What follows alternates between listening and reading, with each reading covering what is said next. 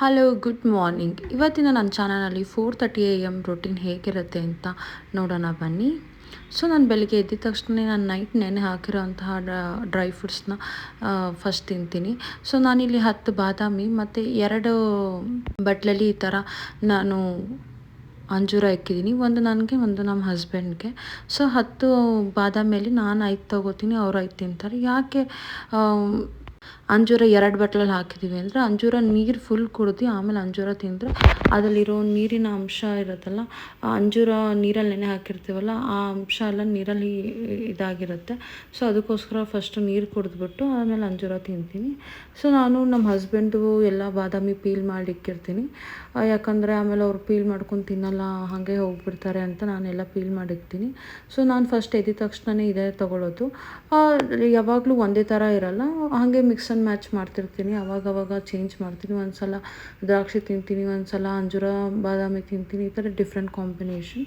ಅದಾದಮೇಲೆ ನಾನು workout start ಮಾಡ್ತೀನಿ. ನಾನು ಬೆಳಗ್ಗೆ ಎದ್ದಿದ ತಕ್ಷಣ ಇದೆಲ್ಲ ಆದಮೇಲೆ ನಾನು ಯೋಗ ಮಾಡ್ತೀನಿ ಎವ್ರಿ ಡೇ. ಆ್ಯಕ್ಚುಲಿ ಈ ರೊಟೀನೆಲ್ಲ ತುಂಬ ಮಿಸ್ ಮಾಡ್ಕೊಂಬಿಟ್ಟಿದ್ದೆ. ನನ್ನ ಮಗ ಹುಟ್ಟಾದ್ಮೇಲೆ ರೊಟೀನ್ ಫಿಕ್ಸೇ ಮಾಡೋಕ್ಕಾಗ್ತಿರ್ಲಿಲ್ಲ. ನಾನು ಎದ್ದಿದ ತಕ್ಷಣ ಅವನು ಎದ್ದೇಳ್ಬಿಡ್ತಿದ್ದ, ಮಾಡೋಕ್ಕೆ ಆಗ್ತಿರ್ಲಿಲ್ಲ. ಸೊ ಇವತ್ತಿಂದ ಬ್ಯಾಕ್ ಟು ರೊಟೀನ್. ನಾನು ಬೆಳಗ್ಗೆ ಎದ್ದಿದ ತಕ್ಷಣ ಈ ಥರ ವಾರ್ಮ್ ಅಪ್ ಮಾಡ್ಕೋತೀನಿ. ಅದಾದಮೇಲೆ ನಾನು ಬೇಸಿಕ್ ಎಕ್ಸಸೈಸ್ ಇಲ್ಲಿ ಮಾಡ್ತಿರೋ ಅಂಥದ್ದು. ಇದು ಯಾರು ಬೇಕಾದರೂ ಮಾಡ್ಬೋದು. ಆಫ್ಟರ್ C-ಸೆಕ್ಷನ್ ಆದಮೇಲೆ ನಿಮಗೆ ಯಾರು ಬೇಕಾದರೂ ಈ ಥರ ವರ್ಕೌಟ್ ಮಾಡ್ಬೋದು. ಸೊ ನಾನು ಸ್ವಲ್ಪ ಸ್ಟ್ರೆಚಸ್ ಮಾಡಿ ಅದಾದಮೇಲೆ ನಾನು ಶವಾಸನ ಮಸ್ಟ್ ಆ್ಯಂಡ್ ಶುಡ್ ಮಿಸ್ಸೇ ಮಾಡಲ್ಲ. Yoga is the one of the best gift ನಮ್ಮ ಬಾಡಿಗೆ ನಾವು ಕೊಡೋ ಅಂಥದ್ದು. ಯೋಗ ಬಲ್ಲವನಿಗೆ ರೋಗವಿಲ್ಲ ಅಂತಾರಲ್ಲ, ಸೊ ಆ ಥರ ನನಗೆ ಯೋಗ ಅಂದರೆ ತುಂಬ ಇಷ್ಟ. ನಾನು as a certified yoga trainer ಆಗಿ ನನಗೆ ಯೋಗ ಮಾಡೋದಂದರೆ ಇಷ್ಟ. ಇವನ್ ನನ್ನ ಪ್ರೆಗ್ನೆನ್ಸಿಲಿ ಅರ್ಲಿ ಮಾರ್ನಿಂಗ್ ಎದ್ದು ನಾನು ಯೋಗ ಪ್ರಾಕ್ಟೀಸ್ ಮಾಡ್ತಿದ್ದೆ. ಅದಾದಮೇಲೆ ಮಸ್ಟ್ ಆ್ಯಂಡ್ ಶುಡ್ ನಾನು ಬೆಳಗ್ಗೆ ಯೋಗ ಆದಮೇಲೆ ನಾನು ಪ್ರಾಣಾಯಾಮ ಮಾಡ್ತೀನಿ. ನಾನಿಲ್ಲಿ ನಾಡಿ ಶೋಧನ ಪ್ರಾಣಾಯಾಮ ಮಾಡ್ತಿದ್ದೀನಿ. ಈ ಪ್ರಾಣಾಯಾಮ ನಾವು ಯಾವಾಗ ಬೇಕಾದರೂ ಯಾರು ಬೇಕಾದರೂ ಮಾಡ್ಬೋದು. ಬಟ್ ಬೆಳಗ್ಗೆ ಮಾಡಿದ್ರೆ ಸ್ವಲ್ಪ ಬೆನಿಫಿಟ್ ಜಾಸ್ತಿ ಇರುತ್ತೆ. ಹೋಲ್ ಡೇ ಆ ಬೆನಿಫಿಟ್ನ ನಾವು ಕ್ಯಾರಿ ಮಾಡ್ತೀವಿ. ಸೊ ಅದಕ್ಕೋಸ್ಕರ ಪ್ರಾಣಾಯಾಮ ಮಸ್ಟ್. ನಾವು ಬೆಳಗ್ಗೆ ನಿಮಗೆ ಎವ್ರಿ ಡೇ ಯೋಗ ಮಾಡೋಕ್ಕಾಗಲಿಲ್ಲ ಅಂದರೂ ಅಟ್ಲೀಸ್ಟ್ ಕ್ವಿಕ್ ನೀವು ಪ್ರಾಣಾಯಾಮ ಮೆಡಿಟೇಷನ್ ಆದರೂ ಮಾಡಿ. ಅದಾದಮೇಲೆ ನಾನು ಆ್ಯಸ್ ಯೂಶ್ವಲ್ ನನ್ನದು ರೊಟೀನ್ ಬೆಳಿಗ್ಗೆ ಎದ್ದ ತಕ್ಷಣ ನಾನು ಫಸ್ಟ್ ಪಾತ್ರೆ ತೊಳ್ಕೊಂಬಿಡ್ತೀನಿ. ಬಿಕಾಸ್ ಪಾತ್ರೆ ಜಾಸ್ತಿ ಇದ್ದರೆ ಪಾತ್ರೆ ನೋಡ್ತಿದ್ರೆ ಟೆನ್ಷನ್ ಆಗುತ್ತೆ. ಸೊ ಫಸ್ಟ್ ಎದ್ದ ತಕ್ಷಣ ನಾನು ಈ ಥರ ಪಾತ್ರೆ ತೊಳೆದಿಟ್ಕೊಂಡ್ಬಿಡ್ತೀನಿ. ಅದಾದಮೇಲೆ ನಾನು ಮನೆ ಗುಡಿಸಿ ಒರೆಸಿ ಮಾಡ್ಕೋತೀನಿ. ಬಿಕಾಸ್ ಫಸ್ಟೇ ಪಾತ್ರೆ ತೊಳೆದ್ಬಿಟ್ರೆ ಒಂಥರ ಅರ್ಧ ಟೆನ್ಷನ್ ಇದಾಗೋಗ್ಬಿಡುತ್ತೆ ನನಗೆ. ಯಾತ್ರೆ ಇದ್ದರೆ ಬೇಗ ಏನು ಅಡುಗೆ ಮಾಡೋಕ್ಕಾಗಲ್ಲ. ಅದಾದಮೇಲೆ ನೀಟಾಗಿ ಕಸ ಗುಡಿಸಿ ಒರೆಸ್ಕೊಂಡ್ಬಿಡ್ತೀನಿ. ಸೊ ಅದಾದಮೇಲೆ ನಾನು ಇಲ್ಲಿ ಬ್ರೇಕ್ಫಾಸ್ಟ್ ರೆಡಿ ಮಾಡ್ಕೋತಿದ್ದೀನಿ. ಬಿಕಾಸ್ ನನ್ನ ಮಗ ಎದ್ದೇಳೋಕ್ಕಿಂತ ಮುಂಚೆ ಬ್ರೇಕ್ಫಾಸ್ಟ್ ರೆಡಿ ಮಾಡ್ಕೊಳ್ಳೋದು ಬೆಸ್ಟು. ಇದು ನಾನು 1 ಸ್ಪೂನ್ ಓಂಕಾಳು ಮತ್ತು 1 ಸ್ಪೂನ್ ಜೀರಿಗೆನ ಫ್ರೈ ಮಾಡಿಕೊಂಡು ಈ ಥರ ಪುಟಾಣಿ ಕಲ್ಲಲ್ಲಿ ನಾನು ಕುಡ್ಕೋತಿದ್ದೀನಿ. ಬಿಸಿ ಇದ್ದಾಗಲೇ ನಾವು ಈ ಥರ ಮಾಡಿಕೊಂಡ್ರೆ ಬೇಗ ಪುಡಿ ಆಗುತ್ತೆ. ಇದು ಕಲ್ಲಲ್ಲಿ ಮಾಡಿದ್ರೆ ಒಂಥರ ಟೇಸ್ಟ್ ಚೆನ್ನಾಗಿರುತ್ತೆ ಅಂತ ನಾನು ಮಾಡ್ಕೋತಿದ್ದೀನಿ. ಇದ್ಯಾಕೆ ಮಾಡ್ಕೋತಿದ್ದೀನಿ ಅಂದರೆ, ಇವತ್ತು ನಾನು ಮಸಾಲ ರಾಗಿ ರೊಟ್ಟಿ ಮಾಡೋಣ ಅಂದ್ಕೊಂಡಿದ್ದೀನಿ. ಸೊ ಅದಕ್ಕೆ ಇದನ್ನು ಹಾಕಿದ್ರೆ ತುಂಬ ಟೇಸ್ಟ್ ಚೆನ್ನಾಗಿರುತ್ತೆ. ಸೊ ಅದಕ್ಕೆ ನಾನು ಫಸ್ಟೇ ಅದನ್ನು ಫ್ರೈ ಮಾಡಿಕೊಂಡು ಪುಡಿ ಮಾಡ್ಕೊಂಡಿದ್ದೀನಿ. ಇಲ್ಲಿ ನಮಗೆ ಎಷ್ಟು ಬೇಕೋ ನನಗೂ ನನ್ನ ಹಸ್ಬೆಂಡ್ ಮತ್ತು ನನ್ನ ಮಗನಿಗೆ ಎಷ್ಟು ಬೇಕೋ ನಾನು ಅಷ್ಟು ರಾಗಿ ಹಿಟ್ಟು ತಗೋತಿದ್ದೀನಿ. ಯಾವಾಗಲೂ ಒಂದೇ ಥರ ಬ್ರೇಕ್ಫಾಸ್ಟ್ ತಿಂದು ಬೇಜಾರಾಗಿದ್ದರೆ ಈ ರಾಗಿ ರೊಟ್ಟಿ ತುಂಬ ಚೆನ್ನಾಗಿರುತ್ತೆ. ಈ ಚಳಿಗೂ ಒಂಥರ ಸ್ಪೈಸಿಯಾಗಿ ಚೆನ್ನಾಗಿರುತ್ತೆ ಅಂತ ಇವತ್ತು ನಾನು ರಾಗಿ ರೊಟ್ಟಿ ಮಾಡೋಣ ಅಂತ ರಾಗಿ ರೊಟ್ಟಿ ಮಾಡ್ತಿದ್ದೀನಿ. ಸ್ವಲ್ಪ ನಮ್ಮ ಹಸ್ಬೆಂಡ್ ಮನೆ ಸೈಡಲ್ಲಿ ಒಂದೇ ಥರ ರೊಟ್ಟಿನ ಬ್ರೇಕ್ಫಾಸ್ಟ್ ಇರುತ್ತೆ. ಬಟ್ ನನಗೆ ದಿನ ಅದೇ ಥರ ತಿನ್ನೋಕೆ ಇಷ್ಟ ಆಗೋಲ್ಲ. ಸೊ ದಿನ ನಾವು ದೋಸೆ ಇಡ್ಲಿ ಅಂತಲೂ ಹಾಕ್ಕೊಳ್ಳೋಕ್ಕಾಗಲ್ಲ. ಸೊ ಈ ರಾಗಿ ರೊಟ್ಟಿ ಬೆಳಗಿನ ಬ್ರೇಕ್ಫಾಸ್ಟ್ ಚೆನ್ನಾಗಿರುತ್ತೆ ಅಂತ ಮಾಡ್ಕೋತಿದ್ದೀನಿ. ಸೊ ಇಲ್ಲಿ ರಾಗಿ ಹಿಟ್ಟು ನಮಗೆ ಎಷ್ಟು ಬೇಕೋ ಅಷ್ಟು ತೊಗೊಂಡಿದ್ದೀನಿ, 3 ಜನಕ್ಕೆ ಆಗೋಷ್ಟು. ಅದಾದಮೇಲೆ ನಾನು ಇಲ್ಲಿ ಆನಿಯನ್ ಸಹಿತ ತುರಿದಿಟ್ಕೊಂಡಿದ್ದೀನಿ. ಆನಿಯನ್ ತುರಿದಿಟ್ಕೊಂಡಾದ್ಮೇಲೆ ನಾನಿಲ್ಲಿ ಕ್ಯಾರೆಟು ಮತ್ತು ಬೀಟ್ರೂಟ್ ಹಾಕೋತಿದ್ದೀನಿ. ಸ್ವಲ್ಪ ಬೀಟ್ರೂಟ್ ಜಾಸ್ತಿ ಪ್ರಮಾಣದಲ್ಲಿ ನಾನು ಹಾಕ್ಕೊಂಡಿದ್ದೀನಿ. ನಿಮಗೆ ಬೇಡ ಅಂದರೆ ಸ್ವಲ್ಪ ಕಮ್ಮಿ ಹಾಕ್ಕೊಳ್ಳಿ. ಬಿಕಾಸ್ ನನ್ನ ಮಗನಿಗೆ ತುಂಬ ಇಷ್ಟ ಬೀಟ್ರೂಟ್ ಜಾಸ್ತಿ ಹಾಕಿದ್ರೆ ಚೆನ್ನಾಗಿ ತಿಂತಾನೆ ಅಂದ್ಬಿಟ್ಟು ಅವನಿಗೋಸ್ಕರ ನಾನು ಸ್ವಲ್ಪ ಜಾಸ್ತಿ ಹಾಕಿದ್ದೀನಿ. ಇಲ್ಲಾಂದರೆ ನಾವು ಅಷ್ಟು ಜಾಸ್ತಿ ಹಾಕ್ಕೊಳ್ಳಲ್ಲ ಸಾಮಾನ್ಯವಾಗಿ. ಯಾಕಂದರೆ ಅವ್ನು ತಿನ್ನಲಿ, ಎಲ್ಲ ಥರ ತರಕಾರಿ ಸೇರುತ್ತೆ, 3 ಥರ ತರಕಾರಿ ಅಟ್ ಎ ಟೈಮ್ ಬ್ರೇಕ್ಫಾಸ್ಟಲ್ಲಿ ತಿನ್ನೋಕ್ಕಾಗತ್ತೆ ಅಂದ್ಬಿಟ್ಟು ಸೊ ನಾನು ಈ ಥರ ಮಾಡ್ಕೋತಿದ್ದೀನಿ. ಸೊ ಇದನ್ನು ಹಿಟ್ಟಿಗೆ ನೀಟಾಗಿ ಕಲಿಸ್ಕೊತೀನಿ. ಅದಾದಮೇಲೆ ಅದಕ್ಕೆ ಎಷ್ಟು ಬೇಕೋ ಅಷ್ಟು ನಾನು ನೀರು ಹಾಕೋತೀನಿ. ಫಸ್ಟೇ ನೀರು ಹಾಕ್ಕೊಳ್ಳಲ್ಲ. ಆಮೇಲೆ ನಾವು ಆವಾಗಲೇ ಪೌಡ್ರ್ ಮಾಡಿ ಇಟ್ಕೊಂಡಿದ್ವಲ್ಲ ಕಾಳು ಮತ್ತು ಜೀರಿಗೆ ಅದನ್ನು ನಾನು ಹಾಕೋತಿದ್ದೀನಿ. ಅದು ಸ್ಮೆಲ್ಲು ತುಂಬ ಚೆನ್ನಾಗಿ ಬರುತ್ತೆ, ಒಂಥರ ಡಿಫ್ರೆಂಟ್ ಟೇಸ್ಟೇ ಇರುತ್ತೆ ರಾಗಿ ರೊಟ್ಟಿಗೆ ಅಂತ ಹೇಳ್ಬೋದು. ಇದನ್ನು ನೀವು ಇದೇ ರೆಸಿಪಿ ನೀವು ಅಕ್ಕಿ ರೊಟ್ಟಿನೂ ಮಾಡ್ಕೋಬೋದು. ಆದರೆ ಅಕ್ಕಿ ರೊಟ್ಟಿಗೆ ಸ್ವಲ್ಪ ಬೀಟ್ರೂಟ್ ಕಮ್ಮಿ ಹಾಕ್ಕೊಳ್ಳಿ, ಯಾಕಂದರೆ ಕಲರ್ ಇದಾಗುತ್ತೆ. ಅದಾದಮೇಲೆ ನಾನು ಒಂದೇ ಒಂದು ಹಸಿಮೆಣ್ಸಿನ್ಕಾಯಿ ತೊಗೊಂಡಿದ್ದೀನಿ. ಒಂದೇ ಒಂದು ಹಸಿಮೆಣ್ಸಿನ್ಕಾಯಿ ಕಲ್ಲಲ್ಲಿ ಅರ್ದು ಹಾಕಿದ್ದೀನಿ. ನನ್ನ ಮಗ ಏನು ತಿನ್ನಲ್ಲ ಅಂದರೆ ನಾನು ಸ್ವಲ್ಪ 2-3 ಹಾಕೋತಿದ್ದೆ, ಬಿಕಾಸ್ ಹಸಿ ಮೆಣಸಿನ್ಕಾಯಿ ಮಕ್ಕಳಿಗೆ ಅಷ್ಟು ಸೆಟ್ ಆಗಲ್ಲ ಅಲ್ವಾ, ಅದಕ್ಕೋಸ್ಕರ ನಾನು ಒಂದೇ ಒಂದು ತೊಗೊಂಡು ಹಾಕ್ಕೊಂಡಿದ್ದೀನಿ. ಅದಾದಮೇಲೆ ನಾನು ಕೊತ್ತಂಬರಿ ಸೊಪ್ಪು ಚಿಕ್ಕದಾಗಿ ಹೆಚ್ಚಿರೋಂತಹ ಕೊತ್ತಂಬರಿ ಸೊಪ್ಪು ಇದಕ್ಕೆ ಆ್ಯಡ್ ಮಾಡ್ತಿದ್ದೀನಿ. ಇವತ್ತು ಆ್ಯಕ್ಚುಲಿ ನಮ್ಮ ಮನೇಲಿ ಸಬ್ಬಕ್ಕಿ ಸೊಪ್ಪು ಇರಲಿಲ್ಲ. ಇಲ್ಲ ಸಬ್ಬಕ್ಕಿ ಸೊಪ್ಪು ಹಾಕಿದ್ರೆ ತುಂಬ ಟೇಸ್ಟ್ ಚೆನ್ನಾಗಿರುತ್ತೆ. ಸಬ್ಬಕ್ಕಿ ಸೊಪ್ಪು ಇರಲಿಲ್ಲ, ಸೊ ಅದಕ್ಕೆ ನಾನು ಸಬ್ಬಕ್ಕಿ ಸೊಪ್ಪು ಹಾಕಲಿಲ್ಲ. ಸೊ ಕೊತ್ತಂಬರಿ ಸೊಪ್ಪನ್ನ ನಾನು ಸ್ವಲ್ಪ ಜಾಸ್ತಿ ಹಾಕಿದ್ದೆ, ಚೆನ್ನಾಗಿರುತ್ತೆ ಟೇಸ್ಟಾಗಿ ಒಂಥರ ಅಂತ. ಇದಕ್ಕೆ ಬೇಕಂದರೆ ನೀವು ನುಗ್ಗೆ ಸೊಪ್ಪು ಹಾಕೋಬೋದು. ನುಗ್ಗೆ ಸೊಪ್ಪು ಹಾಕಿ ಮಾಡೋರು ಇದ್ದಾರೆ. ನುಗ್ಗೆ ಸೊಪ್ಪು ಹಾಕಿ ಮಾಡಿದ್ರೂ ತುಂಬ ಚೆನ್ನಾಗಿರುತ್ತೆ. ಆ್ಯಕ್ಚುಲಿ ಇವಾಗ ಸ್ವಲ್ಪ ನುಗ್ಗೆ ಸೊಪ್ಪು ಸೀಸನ್ ಕಮ್ಮಿ ಆಗಿರೋದ್ರಿಂದ ನುಗ್ಗೆ ಸೊಪ್ಪು ಸಿಗುತ್ತೋ ಇಲ್ವೋ ಗೊತ್ತಿಲ್ಲ, ಬಟ್ ಸೀಸನ್ ಇದ್ದಾಗ ತುಂಬ ಚೆನ್ನಾಗಿರುತ್ತೆ. ಹಾಗೆ ನಾನು ಇದೆಲ್ಲ ಫುಲ್ಲು ಡ್ರೈ ಆಗಿ ಕಲಿಸ್ಕೊತಿದ್ದೀನಿ, ಬಿಕಾಸ್ ಎಷ್ಟು ನೀರು ಹಿಡಿಯುತ್ತೆ ಅಂತ ನನಗೆ ಗೊತ್ತಾಗಬೇಕಲ್ಲ. ಸೊ ಅದಕ್ಕೋಸ್ಕರ ನಾನು ಹಾಗೆ ಡ್ರೈಯಾಗಿ ಫಸ್ಟ್ ಕಲಿಸ್ಕೊತಿದ್ದೀನಿ. ಸೊ ಇದು ಚೆನ್ನಾಗಿ ಕಲಸಾದ್ಮೇಲೆ ನಾನು ಸ್ವಲ್ಪ ನೀರು ಹಾಕ್ಕೊಂಡು ಕಲಿಸ್ತೀನಿ. ಒಂದೇ ಸಲ ನೀರು ತುಂಬ ಜಾಸ್ತಿ ನೀರೇನು ಇದಕ್ಕೆ ಹಿಡಿಯಲ್ಲ, ಅದಕ್ಕೋಸ್ಕರ ನಾನು ಸ್ವಲ್ಪ ನೀರು ಹಾಕ್ಕೊಂಡು ಕಲಿಸ್ಕೊತಿದ್ದೀನಿ. ಸೊ ನಮಗೆ ಎಷ್ಟು ಬೇಕೋ ಅಷ್ಟು ಕನ್ಸಿಸ್ಟೆನ್ಸಿಗೆ ಇದು ಮಾಡ್ಕೊಳ್ಳೋದು. ತುಂಬ ಹಿಟ್ಟು ನೀರಿನಂಗೂ ಇರ್ಬೋದು, ತುಂಬ ಹಿಟ್ಟು ಗಟ್ಟಿಯಾಗೂ ಇರಬಾರ್ದು, ಒಂದು ಮೀಡಿಯಮ್ ಆಗಿರಬೇಕು. ತುಂಬ ನೀರಂಗಿದ್ರೂ ನಿಮಗೆ ತಟ್ಟೋದಕ್ಕೆ ಕಷ್ಟ ಆಗುತ್ತೆ. ತುಂಬ ಗಟ್ಟಿ ಚಪಾತಿ ಅಷ್ಟು ಗಟ್ಟಿ ಇರ್ಬೋದು, ಮೀಡಿಯಮ್ ಹದ ಇರಬೇಕು. ಸೊ ಸ್ವಲ್ಪ ನೀರು ಹಾಕ್ಕೊಂಡು ಈ ಥರ ಕಲಿಸ್ಕೊಡ್ತಿದ್ದೀನಿ.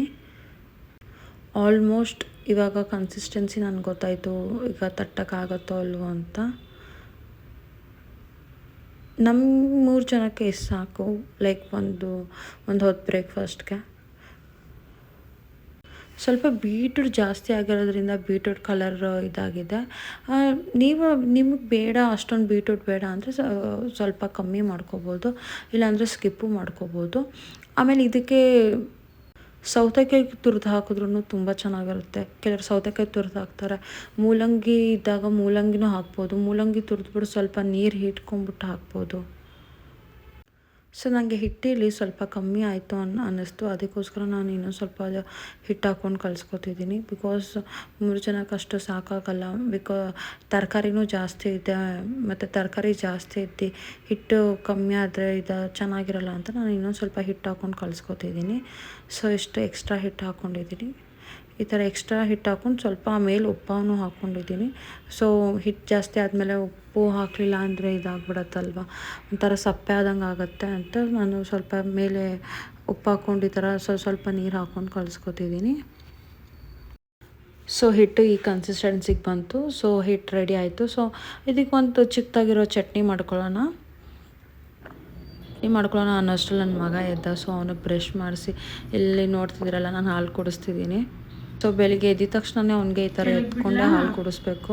ಕೆಳಗೆ ಬಿಡೋಂಗಿಲ್ಲ, ಕೆಳಗೆ ಬಿಟ್ಟರೆ ಸಾಕು ಫುಲ್ ಜೋರಾಗಿ ಅಳ್ತಾನೆ. ಅದು ನಾನೇ ಹಾಲು ಕುಡಿಸ್ಬೇಕು, ನಾನೇ ಎತ್ಕೋಬೇಕು ಅವನಿಗೆ. ಬೆಳಿಗ್ಗೆ ನಾನು ಇಲ್ಲ ಅಂದರೆ ಸಿಕ್ಕಾಬಿಟ್ಟೆ ಹಠ ಮಾಡ್ತಿರ್ತಾನೆ.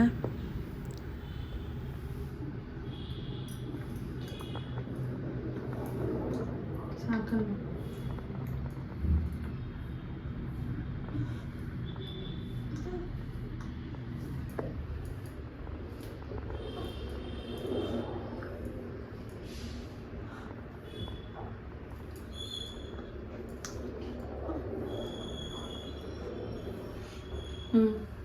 ಅದಾದಮೇಲೆ ನಾನಿಲ್ಲಿ ಚಟ್ನಿಗೆ ರೆಡಿ ಮಾಡ್ಕೋತಿದ್ದೀನಿ. ಕಾಯಿ ತುರಿ ಮತ್ತು ಸ್ವಲ್ಪ ಕೊತ್ತಂಬರಿ ಸೊಪ್ಪು, ಸ್ವಲ್ಪ ಕರಿಬೇವಿನ ಸೊಪ್ಪು ಮತ್ತು ಪುಟಾಣಿ ಜಾಸ್ತಿ ಹಾಕ್ಕೊಂಡಿಲ್ಲ, ಬಿಕಾಸ್ ನಾನು ಹಾಕ್ಕೊಂಡಿದ್ದೆ ಕಾಯಿ ಕಮ್ಮಿ ಇತ್ತು.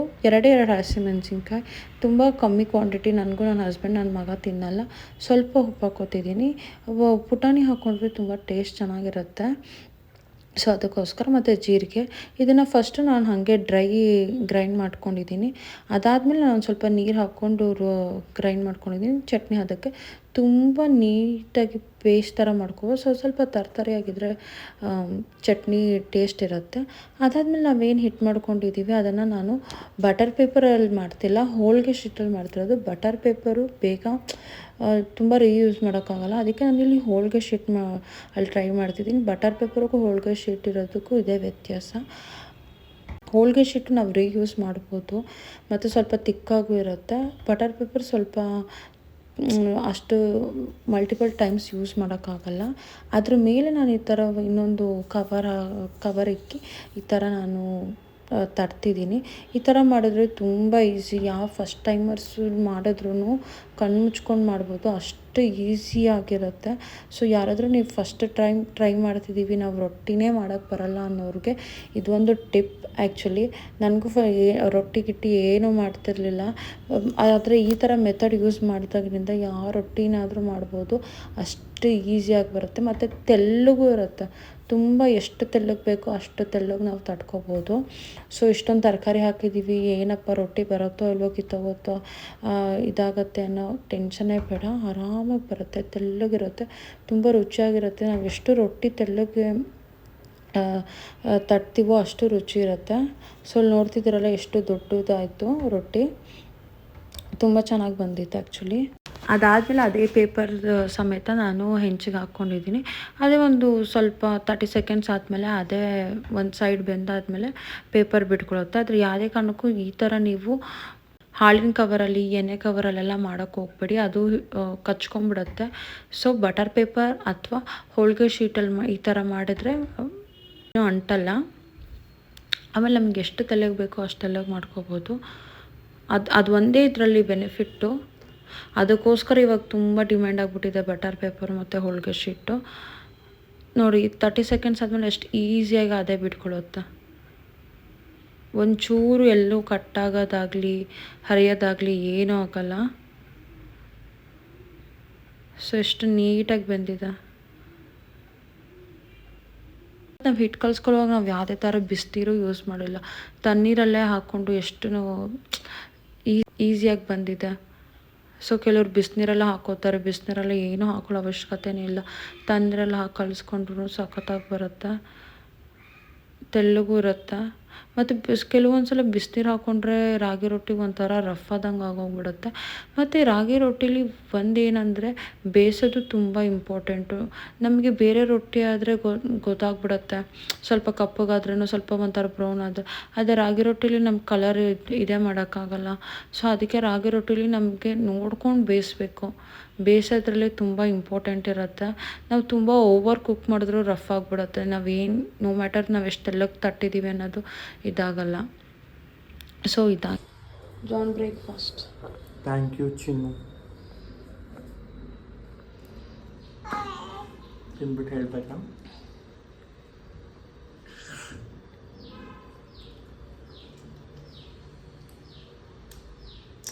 ಚೆನ್ನಾಗಿದೆ ಚಿನ್ನು, ಇಟ್ಸ್ ಗುಡ್.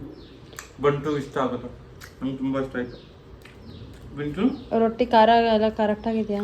ಇದು ಕರೆಕ್ಟಾಗಿದೆ. ಬಂಟು ಇಷ್ಟ ಆಯಿತು.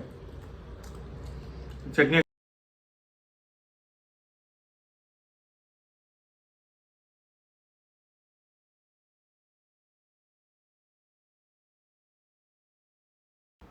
ಸೊ ಈ ವಿಡಿಯೋ ನಿಮಗೆ ಇಷ್ಟ ಆಗಿದೆ, ಪ್ಲೀಸ್ ಲೈಕ್, ಶೇರ್, ಸಬ್ಸ್ಕ್ರೈಬ್ ಮಾಡ್ಕೊಳ್ಳಿ. Thank you for watching. ಆದಷ್ಟು ಬೇಗ ಇನ್ನೊಂದು ಹೊಸ ವಿಡಿಯೋ ಜೊತೆ ನಿಮ್ಮ ಜೊತೆ ಬರ್ತೀನಿ.